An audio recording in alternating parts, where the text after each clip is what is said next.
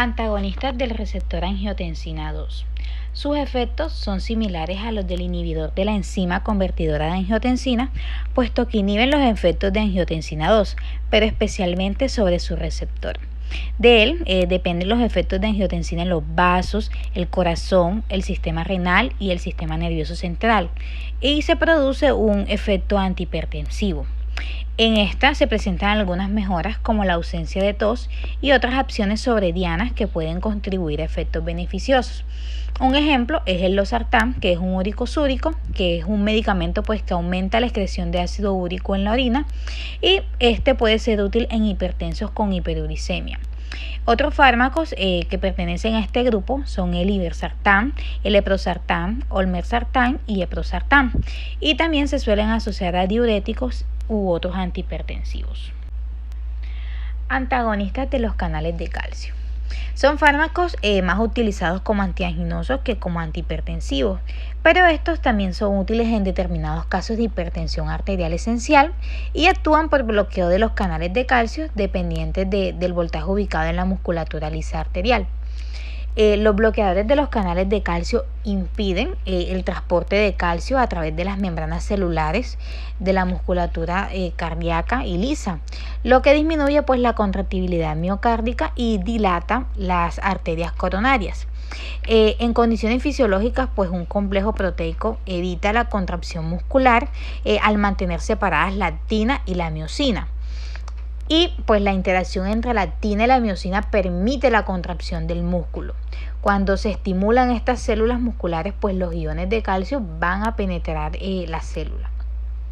El influjo de calcio causa una liberación suplementaria de calcio por parte del retículo sarcoplasmático al interior de la célula muscular. Y si hay una liberación de calcio en cantidad suficiente, esta se va a unir al complejo proteico y la actina y la miosina podrán interactuar entre sí y el músculo se va a contraer. Aunque todos los bloqueadores de los canales de calcio ejercen este efecto en la musculatura cardíaca, unos son más efectivos para determinadas cardiopatías que otros. En general, los bloqueadores de los canales de calcio pueden reducir la excitación eléctrica y la contracción mecánica cardíaca. También pueden disminuir el dolor anginoso provocado por los espasmos de las arterias coronarias y se deja reposar al tejido lesionado. Esto produce, estos bloqueadores de calcio, una relajación en la pared arterial y por lo tanto van a producir un efecto claramente hipotensor. Hay dos tipos de antagonistas de los canales de calcio: los que poseen efectos vasculares y los que ejercen efectos fundamentalmente sobre el corazón. Hablando de los antagonistas de los canales de calcio de efecto fundamentalmente vascular, estos también son denominados dihidropiridinas y son vasodilatadores potentes, pero pueden provocar taquicardia, retención de hidrosalina, edema y cefaleas. Pueden asociarse a antagonistas adrenérgicos beta. Y estos antagonistas de calcio más representativos son el felodipino, el irapidino, el nicardipino, el nimopidino, entre otros. Y el segundo tipo de antagonista de los canales de calcio es el que posee efecto fundamentalmente cardíaco. Aquí encontramos que el verapamilo y el diltiazem son los únicos integrantes de este grupo. Estos se caracterizan por producir bradicardia y una disminución del gasto cardíaco. Estos son una alternativa a los antagonistas adrenérgicos beta, ya que poseen menor potencia que las dihidropiridinas, pero son mejor tolerados en la monoterapia. Otros antihipertensivos. Encontramos en este grupo los antianginosos. Estos fármacos se caracterizan porque son más útiles en aquellas situaciones en las que existe falta de riego sanguíneo en el miocardio, y esto origina carencia de oxígeno en el mismo y la aparición de los dolores característicos en el tórax y en el brazo izquierdo, o también denominado angor, y se suele empeorar con el ejercicio. Aquí suelen utilizarse fármacos que reducen la frecuencia cardíaca y pueden también administrarse vasodilatadores. La vasodilatación se caracteriza aquí por evitar el vasoespasmo coronario. Se suelen administrar anticoagulantes y antiagregantes plaquetarios y sirven de gran utilidad pues, para disminuir la posibilidad de cualquier formación de un trombo sanguíneo que pueda dar lugar a un agravamiento pues, de los síntomas o en el peor de los casos a que se produzca un infarto de miocardio. Se suelen administrar estos como parches transdérmicos y si hay crisis de Angor por vía sublingual. Dando continuidad a otros fármacos antihipertensivos encontraremos los cardiotónicos. Los cardiotónicos son fármacos que incrementan la capacidad del corazón, es decir, pues que el corazón va a ser capaz de inyectar más sangre por unidad de tiempo y esto nos va a ayudar a mejorar lo que sería la perfusión tisular y la tolerancia al ejercicio. ¿Qué es la perfusión tisular? Bueno, la perfusión tisular es ese parámetro que admite el estado de lo que sería la microcirculación y el aporte de la sangre y el oxígeno a los tejidos. Dentro de los fármacos más representativos de este grupo encontraremos lo que son los glucósidos cardiotónicos. Estos pues son fármacos que se utilizan fundamentalmente en la insuficiencia cardíaca congestiva, la cual es un trastorno cardíaco que se caracteriza por la incapacidad del corazón para cumplir con todos esos requerimientos de perfusión sanguínea de todos los tejidos. Entonces, para compensar esta incapacidad, el organismo pone en marcha una serie de mecanismos hemodinámicos que aumentarán lo que sería la presión ventricular y van a mitigar la sintomatología. Pero algo muy importante que debemos destacar acá es que la evolución de esta enfermedad puede causar lo que sería fatiga, intolerancia al ejercicio, disnea y retención de sodio y agua. Ahora, como les había mencionado anteriormente, dentro de los fármacos más representativos de este grupo encontraremos los glucósidos cardiotónicos y dentro de esto encontraremos lo que sería la digoxina y la metildigoxina. ¿Qué sucede cuando nosotros administramos estos fármacos en este caso? Bueno, observemos lo siguiente. Acá tenemos una célula miocárdica. ¿Qué sería esto? Dentro de esa célula miocárdica vamos a observar en el retículo sarcoplasmático que hay una fuerza de contracción del miocardio insuficiente. ¿Qué sucede? Cuando nosotros administramos lo que sería la digoxina y la metildigoxina, este va a incrementar la capacidad de contracción del corazón a través de la inhibición de la ATPasa, es decir, adenosintrifosfatasa sodio-potasio, y como consecuencia de esto va a activar ese intercambiador de sodio-calcio y al mismo tiempo se va a producir lo que sería un incremento de calcio, el cual pues es fundamental para la contracción.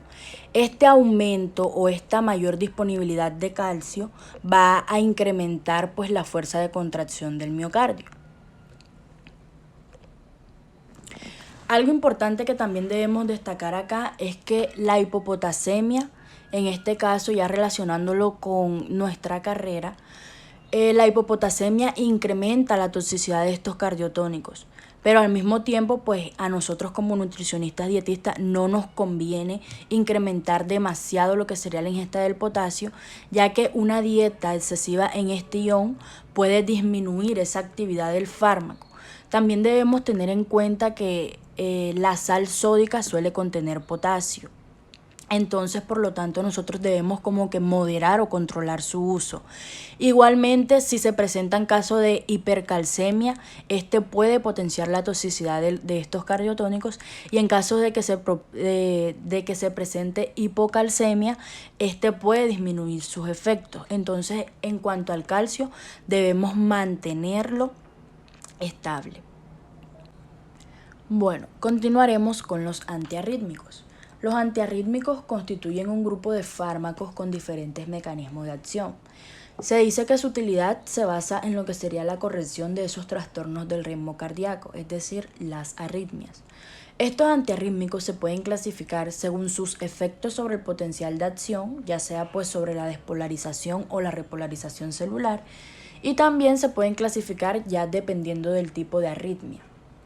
Entonces, para darle explicación a esos efectos sobre el potencial de acción, encontraremos lo siguiente. En pantalla podemos observar una célula que se encuentra en reposo y totalmente repolarizada. Para nadie es un secreto pues que las células contienen tanto cargas positivas como cargas negativas.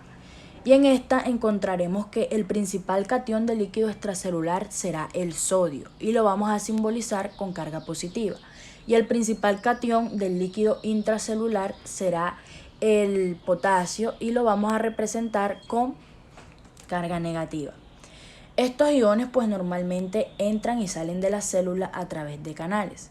Entonces, esa célula que tenemos en reposo y totalmente repolarizada va a ser estimulada por un impulso eléctrico, el cual pues va a dar inicio a ese proceso de despolarización. ¿Qué sucede? En este proceso de despolarización, la célula se contrae y se va a convertir permeable a esos cationes de sodio. Al ser permeable a esos cationes de sodio, pues va a permitir la entrada del sodio a lo que sería el interior de la célula. Y esto pues va a provocar un cambio en el potencial de la membrana que pues se va a convertir más positivo en el interior, como lo podemos observar acá, y más negativo en su exterior. Este pues sería el proceso de despolarización. Ahora hablaremos de ese proceso de polarización. ¿En qué consiste? La repolarización es ese restablecimiento del potencial de la membrana en reposo. Entonces, durante esta repolarización, la permeabilidad de esta membrana de potasio va a aumentar nuevamente, como lo podemos observar acá.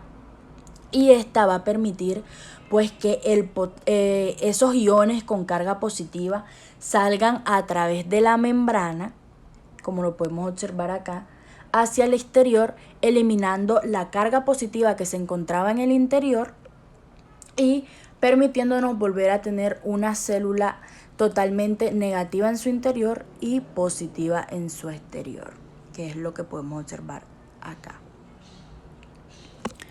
Ahora, dentro de algunos fármacos que poseen propiedades antiarrítmicas son los antagonistas adrenérgicos beta, los antagonistas de los canales de calcio, los antagonistas de los canales de sodio y los cardiotónicos digitálicos o también conocidos como glucósidos cardiotónicos.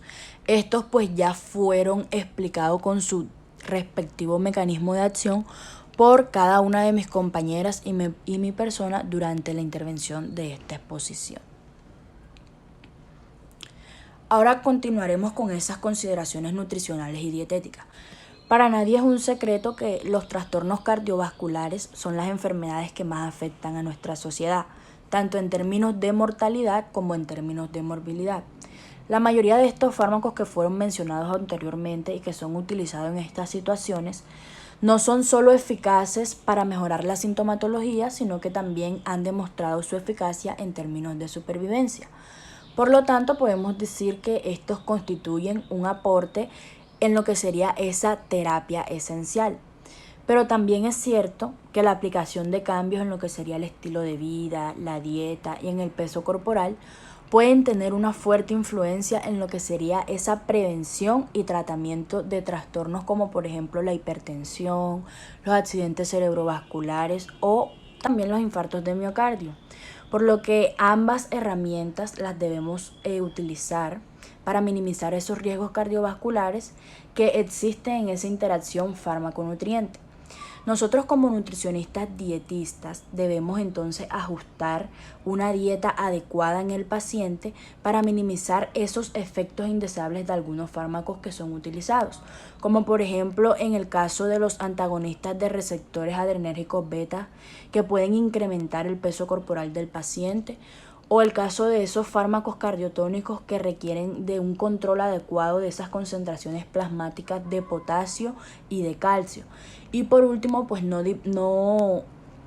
debemos olvidar que la vitamina K puede interaccionar con anticoagulantes orales y pues que en determinadas situaciones o circunstancias algunos alimentos y fármacos pueden dificultar la absorción del hierro. Pues esto sería todo por nuestra intervención. Muchas gracias.